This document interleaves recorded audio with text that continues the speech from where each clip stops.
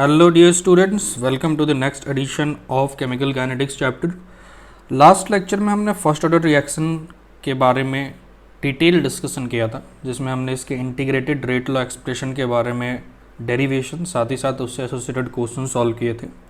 आज हम first order reaction के एक एक्सटेंडेड पार्ट को डिस्कस करने वाले हैं, जिसे हम मॉनिटरिंग फर्स्ट ऑर्डर रिएक्शन कहते हैं। देखिए, मॉनिटरिंग फर्स्ट ऑर्डर रिएक्शन एक बहुत ही इंपॉर्टेंट टॉपिक है। एक्चुअली हमारे सिलेबस में फर्स्ट ऑर्डर रिएक्शन का बहुत ही एक्सटेंसिव डिस्कशन है, इसलिए जितने भी डिफरेंट वैरायटीज़ और स्पेशल केसेस बनते हैं मोस्टली वो फर्स्ट ऑर्डर के ही पूछे जाते हैं। तो जो पार्ट आज हम डिस्कस करने वाले हैं उस पे based question specially IIT JEE और नीट में काफ़ी पूछे जाते हैं, तो ये बहुत ही इंपॉर्टेंट पार्ट है। चलिए स्टार्ट करते हैं। देखिए, फर्स्ट ऑर्डर रिएक्शन हमें पता है कि डिफरेंट पॉसिबिलिटीज़ का हो सकता है, बट जैसा भी हो उसका ऑर्डर नेट फर्स्ट ऑर्डर होगा। सो अपने पास एक रिएक्शन हमने लिया A2 प्रोडक्ट जो फर्स्ट ऑर्डर है, और इसका जो एक्सप्रेशन हमने लास्ट क्लास में ड्राइव किया था वो था K that is rate constant is equal to 1/T ln CA0 upon CAT, where CA0 is initial concentration and CAT is concentration at any time T। ठीक है, अब एक्चुअली हमें यहाँ डिफरेंट क्या करना है फर्स्ट ऑर्डर में। तो देखिए, डिफरेंट हमें ये करना है कि हमें एक्चुअली कुछ ऐसे केसेस मिलेंगे, there will be few cases in which concentration अपने को नोन नहीं होगा। कॉन्सेंट्रेशन की जगह पे अलग पैरामीटर्स जैसे कि pressure, mole, volume, even in some cases there are specific angle of rotation and etc actually पता होते हैं। तो अपने को फिर से रेट कांस्टेंट या टाइम वगैरह पूछता है क्वेश्चन में, मतलब अपने को ये एक्सप्रेशन चाहिए होता है, इस एक्सप्रेशन से एसोसिएटेड वैल्यूज़ निकालनी होती हैं, बट इंस्टेड ऑफ कॉन्सेंट्रेशन अपने को कुछ और पैरामीटर्स नोन होते हैं। तो अपने को CA0 अपॉन CAT अगर पता होता तो मैं इस एक्सप्रेशन में डाल के वैल्यू निकाल लेता, बट अगर ये नहीं पता है तो उसके जगह पे मोल रेशियो हो या प्रेशर के टर्म में बात हो या वॉल्यूम के टर्म में बात हो तो भी इक्वेट किया जा सकता है। ये कैसे करते हैं वही हम इस पार्ट में देखने वाले हैं। तो बेसिकली इस पार्ट में हम कॉन्सेंट्रेशन के अलावा डिफरेंट पैरामीटर्स के टर्म्स में फर्स्ट ऑर्डर रिएक्शन को कैसे डील करते हैं वो हम देखेंगे। ठीक है, तो यहाँ पर पार्टिसिपेटिंग रिएक्टेंट या प्रोडक्ट जो है वो गैसेस फेज में हो सकते हैं, सॉल्यूशन फेज में हो सकते हैं, सॉलिड फेज में हो सकते हैं, एंड डिपेंडिंग अपॉन दैट अपने को कॉन्सेंट्रेशन के अलावा कुछ और वैल्यूज भी दी जा सकती है। तो चलिए देखते हैं। डिफरेंट केसेस हम यहाँ पर डिस्कस करेंगे, जिसमें पहला केस हम कर रहे हैं जिसमें सारे कंपोनेंट रिएक्शन के गैस हैं इस पर। और अगर गैस हैं तो हम इन जनरल जानते हैं कि कॉन्सेंट्रेशन मोल के प्रोपोर्शनल होता है, because concentration is mole per unit volume, और गैस के लिए फिक्स टेम्परेचर एंड प्रेशर पे mole is directly proportional to volume. ठीक है, तो हम कहीं ना कहीं यहाँ पे कॉन्सेंट्रेशन की जगह पे वॉल्यूम को रिलेट करने वाले हैं। देखिए कैसे करते हैं, या फिर प्रेशर को भी रिलेट कर सकते हैं। ठीक है, तो जैसे रिक्वायरमेंट होगी वैसा काम हम यहाँ पे करेंगे। ठीक है, अब चलिए देखिए, अगर अपने पास रिएक्टेंट है A जो प्रोडक्ट दे रहा है B और C, और सारे के सारे कंपोनेंट ही गैस हैं यहाँ पे। अब अपने पास जो गिवन एक्सप्रेशन है, जो वैल्यूज गिवन है वो है P total at T is equal to 0, मतलब at start of reaction pressure जो है वो पता होगा अपने को, सम x वैल्यू है, और P total at some T time पे y है। तो x और y अपने को नोन है, और x और y के टर्म्स में ही हमें रेट कांस्टेंट या बाकी नोन अननोन वैल्यूज निकालनी है। ठीक है, तो एक्चुअल रेट कांस्टेंट अगर अपने को निकालना हो तो हमें 1/T ln CA0 upon CAT से निकल जाता है। फर्स्ट ऑर्डर के लिए हमने यही डराइव किया, बट CA0 और CAT नहीं पता है, तो instead of that we will use PA0 upon PAT, क्योंकि कॉन्सेंट्रेशन और प्रेशर की प्रोपोर्शनैलिटी भी की जा सकती है। क्योंकि देखिए, आप concentration is proportional to number of mole, और गैस के लिए नंबर ऑफ मोल और प्रेशर को भी प्रोपोर्शनल कर सकते हैं, क्योंकि PV इज इक्वल टू, हम जानते हैं PV is equal to nRT। So अगर मान लो यहाँ पे वॉल्यूम कांस्टेंट है, टेम्परेचर कांस्टेंट है, तो और R कांस्टेंट है, तो P और N की प्रोपोर्शनैलिटी की भी बात की जा सकती है। सो टेक्निकली कॉन्सेंट्रेशन और प्रेशर का भी रिलेशन लिखा जा सकता है। देखते हैं कैसे करना है। चलिए, T इज इक्वल टू 0 पे प्रेशर गिवन था, क्योंकि सिर्फ A था तो P0 A का प्रेशर है, और जैसे जैसे टाइम बढ़ता है सो P0 में से कुछ P घटता है। तो जैसे आप मोल के टर्म में कहते हैं वैसे ही प्रेशर के टर्म में काम कर रहे हैं यहाँ पे हम, उसी स्टोइकोमेट्रिक रेशियो में हम इसको बढ़ाएंगे घटाएंगे जैसा हम मोल के लिए करते हैं। सो -P किया तो यहाँ पे 2 लगा हुआ था आगे कौन रिएक्टेंट पे, तो सॉरी प्रोडक्ट के आगे, तो यहाँ पे हमने 2P कर दिया, यहाँ 3 लगा हुआ था तो 3P कर दिया। T इक्वल टू इन्फिनिटी हमें पता है जब रिएक्शन कंप्लीट हो जाता है तो P0 टोटल कंज्यूम हो गया, तो ये 2P0 और 3P0 बचा हुआ है। अब देखिए, जो हमारे पास जो इन्फॉर्मेशन गिवन था इसके बेसिस पे हम एक्चुअली CA0/CAT या फिर P0/PAT निकालने वाले हैं। तो देखिए कैसे करते हैं। We need to find P A not upon P A T, ठीक है, जो हम यहाँ पे पुट करेंगे इसमें। तो P A not initial P not कितना था, पी नॉट, और ए का कौन सा pressure after some time T is P not minus P, so हमें P not by P not minus P चाहिए। अब हमें जो गिवन वैल्यूज़ हैं उसको थोड़ा एनालाइज करते हैं। देखिए हमें गिवन था कि टोटल प्रेशर इनिशियली एक्स था, तो टोटल इनिशियली क्या है, इनिशियली तो सिर्फ ए है, that means x actually P not की वैल्यू है, तो हमें एक्स की वैल्यू पता चल गई, और या फिर पी नॉट की वैल्यू पता चल गई, दैट इज एक्स। अब पी टोटल है टी टाइम पे जो है उसकी वैल्यू वाई है, तो टी टाइम पे क्या क्या है, देखिए टी टाइम पे ए भी है, कुछ बी भी है और सी भी है, तो टोटल प्रेशर के लिए हमें सबको ऐड करना पड़ेगा। तो P not minus P plus 2p plus 3p को ऐड कर दिया इज इक्वल टू वाई, यहाँ से P not plus 4p is equal to y, और इसको थोड़ा सा सॉल्व करके p की वैल्यू हम निकाल सकते हैं y के टर्म में, ठीक है, और पी नॉट की वैल्यू x आई थी वो यहाँ पुट कर देते हैं, तो हमें पी नॉट ही पता चल गया और p भी पता चल गया। जैसे ही हमें ये दोनों पता चल जाता है तो हमें actually P not by P not minus P चाहिए था रेशियो, तो ये वैल्यू हो गई x by X minus P की value y minus X by 4 put कर देते हैं, इसको सॉल्व कर दिया, so P not by P not minus P की वैल्यू x और y नॉन वैल्यूज टर्म्स में आ गई हमारे पास। सो अब रेट कांस्टेंट हम निकाल सकते हैं, k is equal to 1 by T L N P not by P not minus P, जिसकी वैल्यू है 5x माइनस वाई अपॉन 4, ठीक है। तो अपने पास जो नॉन वैल्यूज थी उसके टर्म में हम रेट कांस्टेंट को निकाल पाए, कॉन्सेंट्रेशन गिवन नहीं था, प्रेशर से रिलेट करता हुआ हम निकाल पा रहे हैं। चलिए अब एक्चुअली कभी ऐसा भी होता है कि गिवन वैल्यूज़ डिफरेंट फॉर्म में दी गई हों आपको, जैसे पिछले बार हमें इनिशियल प्रेशर और किसी टी टाइम पे टोटल प्रेशर गिवन था, इस बार अपने को किसी टी टाइम पे टोटल प्रेशर की वैल्यू y बोली गई है और इन्फिनिटी पे टोटल प्रेशर की वैल्यू z बोली गई है, ठीक है। तो अब हमारा आंसर कैसे वैरी करेगा वो देखते हैं। देखिए सेम रिएक्शन है, t इज इक्वल टू 0 पे ये पी नॉट, फिर पी नॉट माइनस पी हुआ, 2p 3p, इन्फिनिटी पे ये खत्म हो गया, ये 2p नॉट 3p नॉट। तो हमें पता है k का एक्सप्रेशन जो होता है 1 by T L N C A not upon C A T, और यहाँ पे प्रेशर के टर्म में रिलेट किया हमने, so 1 by T L N P A not upon P A T, P A naught की वैल्यू पी नॉट है और पी टी की वैल्यू देखें यहाँ पे P not minus P, so P not minus P, अपने को यही रेशियो चाहिए, ठीक है। अब देखिए जो गिवन है वो है, पहला गिवन था कि टी टाइम पे टोटल प्रेशर वाई है, तो टी टाइम पे टोटल प्रेशर मतलब इन सब का एडिशन, तो इन सब को ऐड कर देते हैं, that is equal to y, यहाँ से पी नॉट प्लस 4p की वैल्यू वाई आई, ठीक है। तो यहाँ से हम p की वैल्यू निकाल लेते हैं y minus P not by 4, ठीक है। और देखो t is equal to infinity पे वैल्यू z थी, तो t is equal to infinity total pressure इन दोनों का एडिशन हो जाएगा, so 2p naught plus 3p naught that is 5p naught is equal to z, p naught की value z by 5 आ गई, ठीक है। तो यहाँ पर हम थोड़ा सा रीअरेंज करेंगे अगर, तो पी नॉट की वैल्यू y माइनस पी की value y minus P not by 4 आई थी, और यहाँ से पी नॉट पुट कर देते हैं, so it is y minus Z by your 5/4, और फिर इस चीज़ को हम यहाँ पर एक्सप्रेशन में पुट कर देंगे, k निकालने के लिए 1 by T L N C A not upon C A T चाहिए, that is P A not upon P A T, ठीक है। P A not is P not और दैट इज़ जेड बाई 5, और P A T is P not minus this particular value P not minus P, ठीक है। तो यहाँ पे Z by 5 भी आ जाएगा, इसको सॉल्व कर लेंगे तो फिर आपका आंसर आ जाएगा। चलिए, तो हमने अभी ऐसा केस देखा जिसमें सारे कंपोनेंट ही गैस थे, तो टी टाइम पे इनिशियल या इन्फिनिटी पे जो वैल्यूज़ गिवन थी उसके मदद से हमें क्या करना है, हमें रिएक्टेंट के लिए P A not by P A T निकालना है, ठीक है, जो C A not by C A T के प्रोपोर्शनल है। चलिए भाई, तो अगर अब बाकी कंपोनेंट का तो नहीं पता, लेकिन रिएक्टेंट जरूर गैस है, सारे कंपोनेंट गैस नहीं है इस पर। जैसे ए जो है गैस है, यहाँ पे प्रोडक्ट में से एक गैस है और एक लिक्विड है, टी इज इक्वल टू 0 पे प्रेशर इसका ए का पी नॉट था, टी इक्वल टू टी पे पी नॉट माइनस पी हुआ, ये 2p हुआ, ये लिक्विड इसके लिए प्रेशर नहीं लिख रहे हैं, टी इक्वल टू इन्फिनिटी पे ये 0 हो गया, ये 2p नॉट हो गया। फिर से एक्सप्रेशन के ए निकालना है, 1 by T L N C A not upon C A T होता है, जो किसके बराबर हो जाएगा, L N P not upon P not minus P, this is P not और this is P A T, ठीक है। तो यहाँ पर हमने ये टर्म सब्सटीट्यूट कर दिया है। अब हमारा काम है P not by P not minus P का रेशियो निकालना, ठीक है। If we have P total at 0 plus P total at T, देखो पी टोटल एट 0 मतलब ये वैल्यू, या पी टोटल एट टी जो 2p नॉट ये पता हो, ठीक है, या फिर P total at T is equal to infinity पे और पी एट टी पे पता हो, तो इन दोनों को रीअरेंज करके हम P not by P not minus P पता कर सकते हैं। तो देखिए डिफरेंट केसेस हो सकते हैं, बट अपने को क्या है, अपने को तो बस ये पर्टिकुलर रेशियो निकालना है, जो गिवन वैल्यूज़ है उसको केयरफुली देख के पुट कर सकते हैं। जैसे अगर मान लो ये इसके बारे में बात करें, P total at T is equal to zero पता होता है तो पी नॉट पता है, P total at T is equal to G पे P not plus minus two P plus two minus P plus two P का मतलब पी नॉट प्लस पी पता है, तो इन दोनों की मदद से हम P not by P not minus P निकाल सकते थे।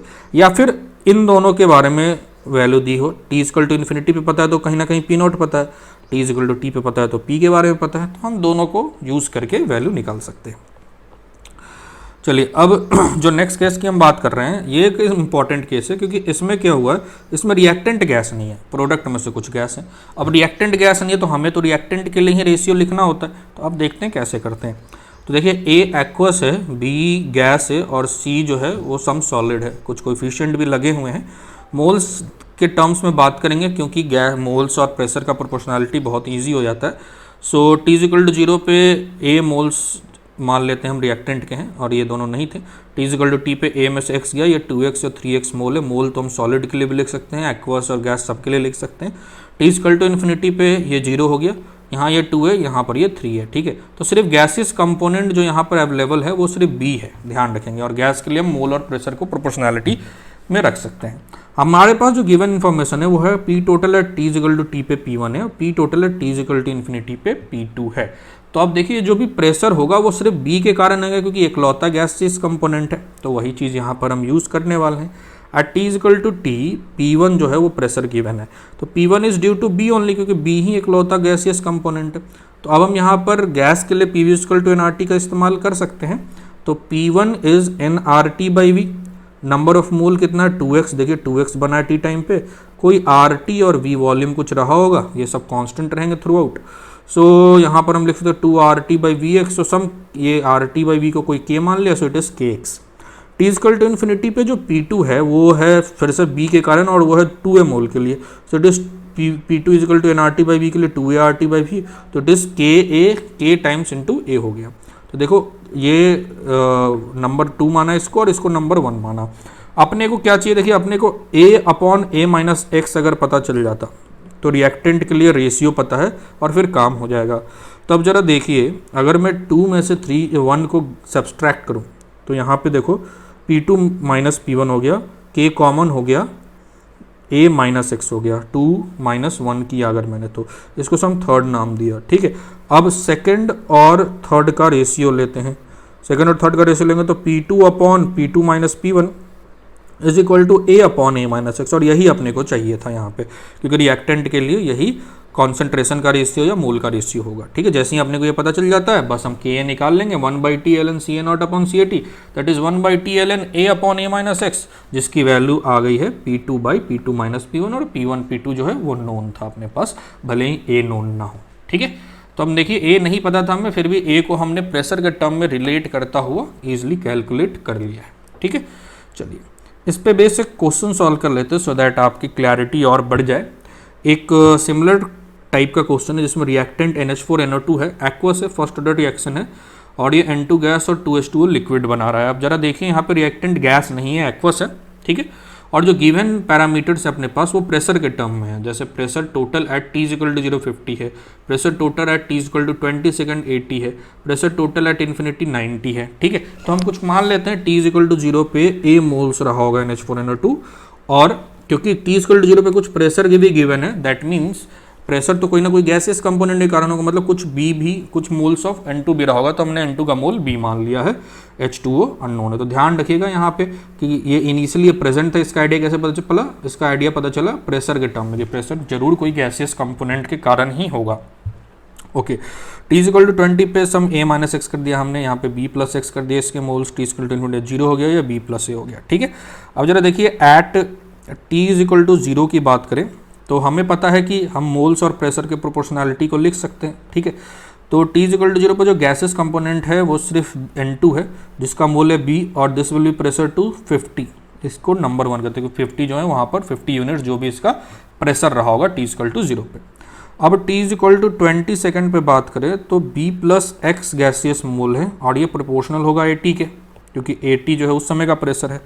और T इजिकल टू इन्फिनिटी पे B plus A gaseous moles है, सिर्फ देखिए हमने इनका ही कंसिडर किया क्योंकि यही गैसियस है, ये प्रोपोर्शनल होगा 90 के, इसको कुछ थर्ड मान लिया हमने, ठीक है। बात आ रही है समझ में। अब देखो इन सब को अगर हम रिलेट करें, हमारा एम तो a by a minus x निकालना है, क्योंकि ये निकल गया तो बस अपना काम हो गया। फर्स्ट ऑर्डर के लिए, रिएक्टेंट के लिए यही रेशियो चाहिए होता है।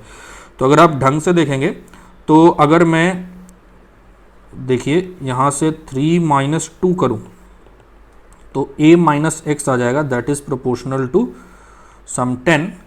ठीक है भाई, इसका कुछ हम नाम 4 दे देते हैं, तो a माइनस एक्स आ गया। अब a चाहिए तो अब जरा 3 माइनस 1 करते हैं, 3 और 1 को घटाते हैं तो देखिए ये आ गया a is proportional to 40, this is 5। So अब 5 बाई 4 करेंगे अगर हम, so a by a minus x, जो भी प्रोपोर्शनैलिटी कॉन्स्टेंट होगा वो कट जाएगा, is equal to a by a minus x की वैल्यू यहाँ पे देखिए क्या आ गया अपने पास, 40 अपॉन 10, दैट इज़ 4। बस अब अपने को k निकाल देना है, that is 1 by T. Time कितना है भाई, टाइम 20 सेकेंड गिवन था। चलिए ln a by a minus x that is 1 by 20 ln 4, a by a minus x की वैल्यू है 4। सो सॉल्व कर लीजिए, this will give your required answer of के ए। हमें के ए ही निकालना था इस क्वेश्चन। ठीक है, बात आ रही है समझ में। चलिए नेक्स्ट पार्ट पे चलते हैं। तो अभी तक हमने वैसे केसेस देखे हैं जिसमें प्रेशर के टर्म में हम फर्स्ट ऑर्डर का रेट कांस्टेंट लिख रहे हैं, मॉनिटरिंग ऑफ फर्स्ट ऑर्डर कर रहे हैं। अब हम वॉल्यूम के टर्म में ये काम करेंगे। ठीक है, तो first order kinetics in terms of volume की बात कर रहे हैं। तो देखो वॉल्यूम अपने को रिएजेंट का, कैटलिस्ट का, प्रोडक्ट का, किसी का भी गिवन हो सकता है, रिएजेंट मीन्स रिएक्टेंट। ठीक है, अब इसमें कुछ स्पेशल केसेस हैं जो हमें बिल्कुल ध्यान रखना है, जिसमें सबसे पहला केस है मॉनिटरिंग डिकम्पोजिशन ऑफ H2O2, जो फर्स्ट ऑर्डर काइनेटिक्स फॉलो करता है। ये केमिकल काइनेटिक्स के फर्स्ट ऑर्डर वाले वीडियो लेक्चर के एग्जाम्पल में भी मैंने आपको बताया था। अब देखो H2O2 जब डिकम्पोज करेगा तो उसका मॉनिटरिंग के लिए हम it is done by titrating H2O2 with standard KMnO4 solution से टाइट्रेट करके हम ये काम करते हैं। मतलब एक कंटेनर में H2O2 ले लेते हैं और ऊपर से ब्यूरेट में KMnO4 डालते हैं ड्रॉप वाइज, और फिर इसको टाइट्रेट करते हैं। इसके मेजरमेंट के थ्रू हम मॉनिटरिंग करना चाह रहे हैं। अब जो गिवन वैल्यू है अपने पास वो बहुत ही इंटरेस्टिंग वैल्यू है। गिवन वैल्यू है डिफरेंट टाइम पे KMnO4 जितना यूज में आएगा उसके करस्पॉन्डिंग की वॉल्यूम गिवन है। ध्यान रखिएगा, volume of KMnO4 required versus time given है। चलिए अब देखते हैं इसको हम कैसे कर सकते हैं। ठीक है, अब हमारे पास जो रिएक्टेंट है वो H2O2 है, H2 और O2 दे रहा है। T = 0 पे कॉन्सेंट्रेशन CN0, T = T पे CN0 माइनस एक्स, यहाँ 0 0 या x बाई 2। तो अपने को तो ऑब्वियस सी बात है CN0 by CN0 minus x की वैल्यू निकालनी है। ये निकल गया तो बस काम हो गया। अब इसी को हमें गिवन वॉल्यूम के टर्म में काम करना है। ठीक है, तो चलिए आगे बढ़ने से पहले कुछ बेसिक काम कर लेते हैं ऑफ टाइट्रेशन प्रोसेस, कि जब भी इक्वेलेंस पॉइंट होगा तो ग्राम इक्वेलेंट ऑफ जो भी स्टैंडर्ड सॉल्यूशन है, यहाँ पे KMnO4 है, और ग्राम इक्वेलेंट ऑफ H2O2 ये बराबर होंगे। ग्राम इक्वेलेंट कैसे लिखते हैं, normality into volume of KMnO4 will be equal to normality into volume of H2O2। अब देखो स्टैंडर्ड सॉल्यूशन KMnO4 है तो इसका नॉर्मेलिटी नोन है और H2O2 का वॉल्यूम नोन होगा। तो यहाँ से हम कह सकते हैं वॉल्यूम ऑफ KMnO4 और यहाँ से N of H2O2 directly proportional है। मतलब वॉल्यूम ऑफ KMnO4 और कॉन्सेंट्रेशन ऑफ H2O2 जो रिएक्टेंट है वो डायरेक्टली प्रोपोर्शनल है। जैसे ही अपने पास ये फंडा आया तो बस अपने को कॉन्सेंट्रेशन रेशियो चाहिए था, that means volume ratio, volume is proportion to concentration, और वॉल्यूम रेशियो कॉन्सेंट्रेशन रेशियो दे देगा। तो देखिए CA0 initial concentration initial volume V0 के प्रोपोर्शनल होगा। ये वॉल्यूम किसका है, KMnO4 का, जो गिवन है CAT VT के प्रोपोर्शनल होगा। सो 1/T CA0 अपॉन CAT की value 1/T V0 upon VT है, दैट इज K। ये आ गया अपना वैल्यू। ठीक है, तो यहाँ पर हमने देखा पहले कॉन्सेंट्रेशन की प्रोपोर्शनैलिटी वॉल्यूम ऑफ KMnO4 की होगी, वो हमने प्रूव कर दिया और फिर हम ये काम कर रहे हैं। अब देखो प्रीवियस केस में हमारे पास इनिशियल वैल्यू जो था वो volume at T = 0 T = T पे था। अगर डाटा मान लो T = सम T1 और T2 पे वॉल्यूम V1 और V2 दिया होता और 0 पे वैल्यू नहीं दी होती, तब क्या करते हैं, तो देखिए T = 0 पे CA0 था, T = T1 पे CA0 माइनस x1, सम T2 पे CA0 माइनस x2 हो जाता। तो V0 तो CA0 के प्रोपोर्शनल होता। अब V1 कोई वॉल्यूम जो है वो CA1 के प्रोपोर्शनल होता और V2 CA2 के प्रोपोर्शनल होता। ठीक है, अब ये टर्म तो गिवन नहीं है भाई अपने पास, तो इनके टर्म में बात करनी है। तो नॉर्मली देखो 1/T लिखते हैं, एक्चुअली 1/T ये जो हम लिखते हैं K = 1/T माइनस 0 लिखते हैं ln CA0 अपॉन CAT। ठीक है, तो दिस इज टाइम एट 0, तो उसका कॉन्सेंट्रेशन यहाँ पे लिख दिया। अब अगर डिफरेंट टाइम के लिए है तो ठीक है। तो दो डिफरेंट टाइम के लिए T2 माइनस T1 कर देते हैं, यहाँ पे T1 जीरो नहीं होगा, तो इसके लिए कॉन्सेंट्रेशन CA1 अपॉन CA2 हो जाएगा, ठीक है। तो 1/T2 माइनस T1 नोन होगा एंड C1 और CA2 इसकी प्रोपोर्शनलिटी V1/V2 पे है, यहाँ से अपनी रिजल्ट ईजिली निकल के आ जाएगी, ठीक है। चलिए इसी टाइप का एक और इम्पॉर्टेंट केस करते हैं, that is decomposition of NH4NO2, और इसमें भी कुछ इसी टाइप का केस है, वॉल्यूम के टर्म में ही बात की जाएगी। देखिए NH4NO2 का डिकम्पोजिशन जब होता है तो NH4NO2 डिकम्पोज करके जो प्रोडक्ट बनाता है वो है नाइट्रोजन गैस और वाटर, ठीक है। अब अगर आप इसको ढंग से देखेंगे तो यहाँ पर अपने पास जो नॉन वैल्यू है वो क्या है, तो गिवन वैल्यू जो है वो है किसी टी टाइम पे वॉल्यूम ऑफ N2 और किसी इन्फिनिटी टाइम पे वॉल्यूम ऑफ N2 VT और V इन्फिनिटी गिवन है। तो देखिए N2 का वॉल्यूम गिवन है, उसके टर्म्स में हमें K की वैल्यू निकालनी है। तो कॉन्सेंट्रेशन मोल के प्रोपोर्शनल होता है और गैस के लिए नंबर ऑफ मोल वॉल्यूम के प्रोपोर्शनल होता है, तो मोल और वॉल्यूम के लिए रिलेट कर सकते हैं, बट ये काम हम सिर्फ N2 के लिए करेंगे क्योंकि डाटा उसके लिए दिया हुआ है। और हमें तो चाहिए क्या, CA0/CA0 माइनस एक्स, हमें से रिएक्टेंट के लिए चाहिए होता है फर्स्ट ऑर्डर के लिए। दैट मीन्स हमें कहीं ना कहीं CA0 को N2 के टर्म्स में या CA0 माइनस एक्स को वॉल्यूम ऑफ N2 के टर्म में लिखना होगा। तो चलिए T=0 पे CA0, T=T पे CA0 minus x, volume of N2 zero था, कुछ एक्स मोल बन गए, ये मोल्स मान लेते हैं हम यहाँ पे, और फिर T=∞ पे ये CA0 हो गया। तो अपने को तो फाइंड करना है K, that is 1/T CA0 upon CA0 minus x. At T=T volume of N2 जो होगा number of mole of N2 के प्रोपोर्शनल होगा, और T टाइम पे मोल ऑफ N2 कितना है, x। सो हम कह सकते हैं कि वॉल्यूम ऑफ N2 जो है T टाइम पे दैट इज VT x के प्रोपोर्शनल है। T पे volume of N2 V infinity है और मोल कितना है, CA0। ध्यान रखिएगा ये सारे हमने मोल्स लिए हैं यहाँ पे, सो मोल्स के प्रोपोर्शनल है, ठीक है। तो अब यहाँ पे इसको 2 इसको 1 नाम दिया हमने, 2 - 1 करते हैं तो CA0 माइनस एक्स की proportionality V infinity minus VT पे आ जाती है। अब यहाँ पर जरा इसको 3 मान लिया हमने। अब 2 और 3 का जब रेशियो लेते, देखिए 2 ये है 3 ये है, तो CA0/CA0 माइनस एक्स आ जाता है is equal to V infinity minus VT, और V इन्फिनिटी VT पता था, सो अपने को ये रिजल्ट रेशियो एक्चुअली पता चल गया। So K = 1/T ln CA0 upon CA0 minus x is equal to CA0 नहीं पता है, कोई बात नहीं, V इन्फिनिटी माइनस VT के प्रोपोर्शनल होगा, एक्चुअली इक्वल होगा, ये हमने प्रूव कर दिया है। और अब ये टर्म नोन है, हम निकाल लेंगे वैल्यूज, क्लियर है, ठीक है। अब फॉर डिकम्पोजिशन ऑफ NH4NO2 अगर गिवन वैल्यूज और भी डिफरेंट तरीके से दी जाएं तो अब क्या करेंगे हम, डिफरेंट तरीके से मतलब इस बार वॉल्यूम ऑफ N2 ही गिवन है, बट T=0 पे सम V0 गिवन है, T पे गिवन है और इन्फिनिटी पे गिवन है। अब जरा यहाँ पे गौर से इस पार्ट को देखिए, T=0 पे भी V0 गिवन है, मतलब सम N2 is present before the start of reaction. बात आ रही है समझ में, जब रिएक्शन स्टार्ट हुआ उस समय भी कुछ N2 अवेलेबल था, so we have to consider that amount of that means that much moles of N2 जो इस रिएक्शन से प्रोड्यूस हुआ है, वही अपने काम का है रिएक्शन में, हम सिर्फ उसी को लेंगे, ठीक है। तो number of mole of N2 at time T जो होगा volume of N2 at time T होगा, ठीक है। तो number of mole at N2 at time T कुछ x बना है, ये प्रीवियस रिएक्शन के अकॉर्डिंग ही हम कर रहे हैं, देखिए बिल्कुल यहाँ इसके अकॉर्डिंग ही कर रहे हैं। तो एट टाइम T ये x है और इन्फिनिटी पे CA0 है, वही चीज़ हम यहाँ पे यूज़ करेंगे। देखिए number of mole at time T ये x है और ये प्रोपोर्शनल होगा volume of N2 formed by the reaction. अब वो V0 तो पहले से था और T टाइम पे ये VT है, तो VT माइनस V0 इस रिएक्शन में बना है, इसलिए हमें V0 सब्सट्रैक्ट किया।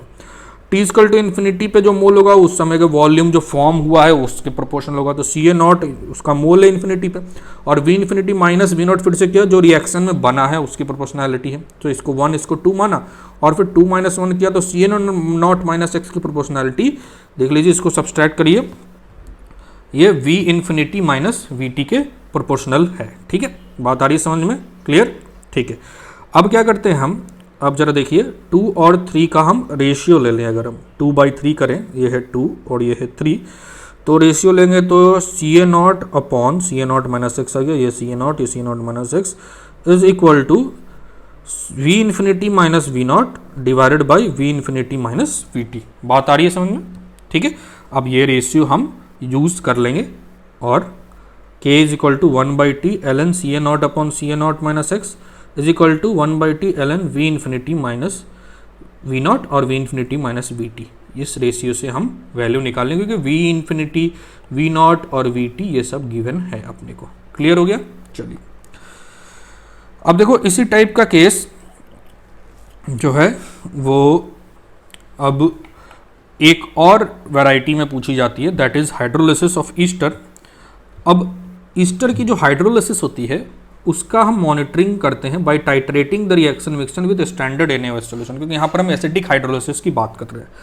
तो देखिए कुछ ऐसा है कि हमने एक ईस्टर लिया, इसकी हाइड्रोलिसिस कर रहे हैं एसिडिक मीडियम में, H+ को जो है यहाँ का सॉल्ट आप मीडियम मान सकते हैं, कैटालिटिक मीडियम है, और ये एसिड और योर अल्कोहल बनाता है।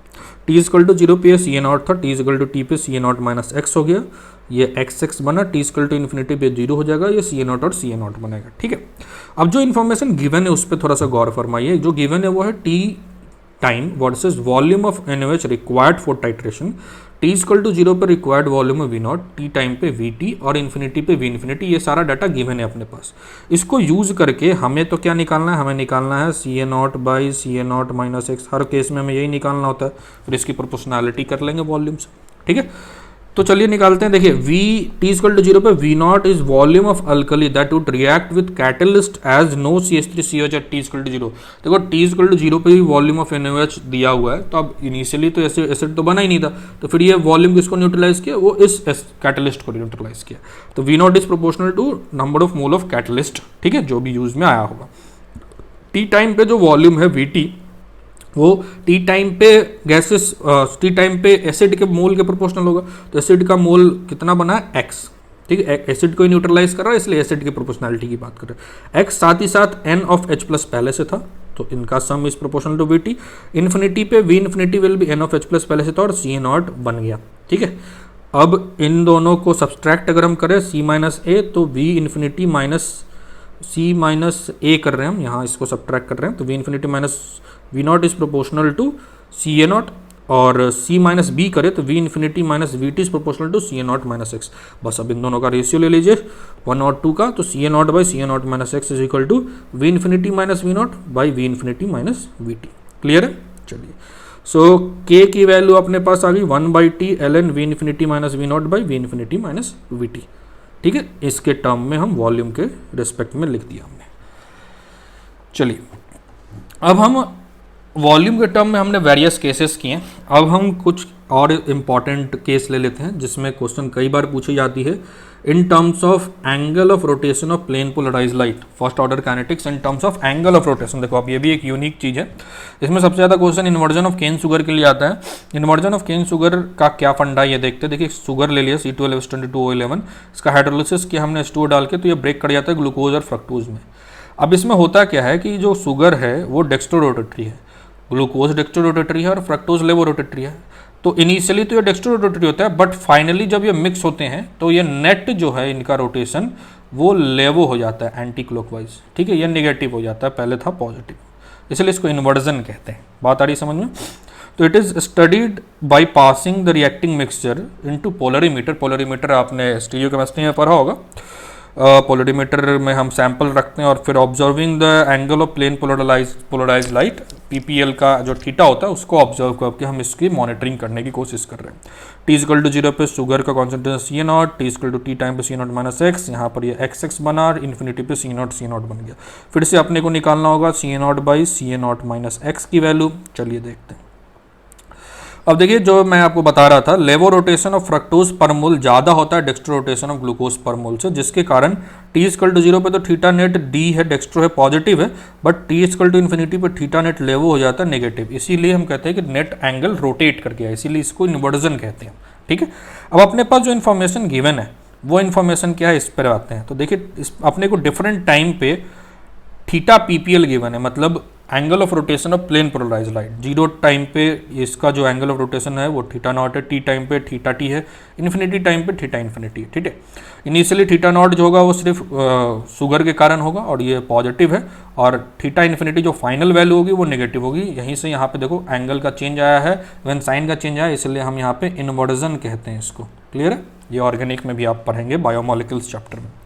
अमाउंट ऑफ हाइड्रोलिसिस जो होगा, जितना ज़्यादा हाइड्रोलिसिस हो रहा है, मतलब जितना ज़्यादा वो ग्लूकोज और फ्रक्टोज बन रहा है, जितना ज़्यादा वो शुगर से आगे प्रोडक्ट बना रहा है, उतनी ज़्यादा टेंडेंसी है कि डेक्स्ट्रो से लेवो में जाए। ठीक है, तो हम ऐसे ही कह सकते हैं कि अमाउंट ऑफ हाइड्रोलिसिस जो है is directly proportional to change in theta, that is inversion और रोटेशन ऑफ पीपीएल। ठीक है, क्लियर ये फंडा, जितना ज़्यादा जाएगा उतना ही इन्वर्जन होगा। सो टी टाइम पे कितना अमाउंट गया है, एक्स अमाउंट, तो कितना चेंज इन पीपीएल आ गया, टी टाइम पे थीटा टी था और इनिशियली था थीटा नॉट, चेंज है theta T minus theta not. Infinity time पे सी ए नॉट गया और चेंज इन पीपीएल कितना है, theta infinity minus theta not. ठीक है, अब यहाँ पे हम 2 - 1 अगर हम करते हैं तो C A not minus x की value theta infinity minus theta T आती है, और C A not by C A not minus X का रेशियो लेना है तो 2/3 कर देते हैं, और यहाँ पे theta not theta infinity minus theta not divided by theta infinity minus theta T आ जाता है। ये वैल्यूज नोन है, सो के का टर्म थीटा के टर्म में भी हम निकाल सकते हैं। ठीक है, तो फंडा बस आप इसको ध्यान रखिएगा, जितना ज़्यादा हाइड्रोलिसिस होगा उतना ही एंगल में चेंज आएगा, और उसी चेंज के टर्म में हम इसको रिलेट करके निकाल ले रहे हैं अपनी डिजायर्ड वैल्यूज को। चलिए एक क्वेश्चन कर लेते हैं, देखते हैं क्वेश्चन कैसा पूछता है, और इस क्वेश्चन के थ्रू आपकी क्लैरिटी और बढ़ जाएगी। एक रिएक्शन गिवन है 2A 2 3B एंड C सारे जो है कंपोनेंट वो गैसियस है, फर्स्ट ऑर्डर गिवन है। ठीक है, और जो गिवन डाटा है वो है कि T time at some T time and infinity time पे जो वॉल्यूम ऑफ गैसियस मिक्सचर है वो VT और V इन्फिनिटी, ध्यान रखिएगा गैसियस मिक्सचर, जितने भी गैसियस कंपोनेंट होंगे सबके मिक्सचर का वॉल्यूम गिवन है। ठीक है, तो अपने को निकालना है, मान लो अपने को टू फाइंड है, यहाँ पे निकालना है रेट कांस्टेंट के ए की वैल्यू, के की वैल्यू निकालनी है। ठीक है, अब उसके लिए देखो यहाँ पे C A not by C A not minus 2x चाहिए, क्योंकि टी इक्वल टू टी पे ये सी ए नॉट था, फिर T C A not minus 2x हुआ, ये कुछ 3x हुआ, x हुआ, और जब ये खत्म हो जाता है तो सी ए नॉट, जैसे ही x की value C A not by 2 रखेंगे तो खत्म हो जाएगा, ये C A not 3 C A not by 2 हो जाएगा और ये सी ए नॉट बाई 2 हो जाएगा। ठीक है, बात समझ में आ रही है। चलिए, तो अब हम टी इक्वल टू 0 पे तो इन्फॉर्मेशन नहीं है, तो टी इक्वल टू टी की ही बात कर लेते हैं। टी इक्वल टू टी पे हम कह सकते हैं क्या कि मोल ऑफ जितने भी गैसेस होंगे, gases is directly proportional to VT। अब कौन कौन से गैस हैं, तो देखिए तीनों हैं, सारे गैस है तो सबका मोल ऐड कर देते हैं, ये मोल गिवन इनिशियली हमने ऐसा माना है। So C A not minus 2x plus 3x plus x is proportional to VT। अब इसको थोड़ा सा सॉल्व करेंगे अगर हम, तो ये आ जाएगा C A not plus 2x is proportional to VT, इसका कुछ नाम हम A मान लेते हैं। ठीक है, अब t इक्वल टू इन्फिनिटी पे सिमिलर काम करेंगे हम, moles of gases is proportional to V infinity, और ये है C A not 3 C A not by 2 plus C A not by 2। देखिए फाइनली ये दोनों बचे हैं, वो in terms of moles is proportional to VT, तो यहाँ से आ गया 2 C A not is proportional to, sorry not VT, यहाँ V इन्फिनिटी V इन्फिनिटी। ठीक है, ये दो टर्म आ गया अपने पास। अब हमें तो चाहिए था C A not by C A not minus 2x, तो देखिए ये निकालना मुश्किल नहीं है, क्योंकि ज़रा हम b माइनस ए करें, b माइनस ए अगर हम करेंगे तो C A not minus 2x हो जाएगा, और ये प्रोपोर्शनल हो जाएगा V इन्फिनिटी माइनस VT के। ठीक है, इसका नाम हम कुछ c रख देते हैं। ठीक, अब हमें जो निकालना है हम उसकी बात कर लेते हैं। हमें निकालना है C A not by C A not minus 2x, क्योंकि ये है सी ए नॉट और सी ए टी है, तो ये वैल्यू क्या आ जाएगी, देखिए ये वैल्यू निकालने के लिए हम ज़रा देखिए सी ए नॉट की वैल्यू b और c का इस्तेमाल हम कर सकते हैं, तो ये प्रोपोर्शनल हो जाएगा V इन्फिनिटी बाई 2 upon V infinity minus VT। ये कैसे निकाला हमने, b बाई c करके निकाला है। एक्चुअली प्रोपोर्शनैलिटी क्या आप इक्वल टू ही मान सकते हैं इसको, क्योंकि जो कांस्टेंट होगा वो रेशियो लेने में तो कट ही जाएगा, तो हम इसको इक्वल टू मान लेते हैं। सो एक्चुअली अपना आ गया k is equal to 1/t ln V infinity बाई 2 times of V infinity minus VT।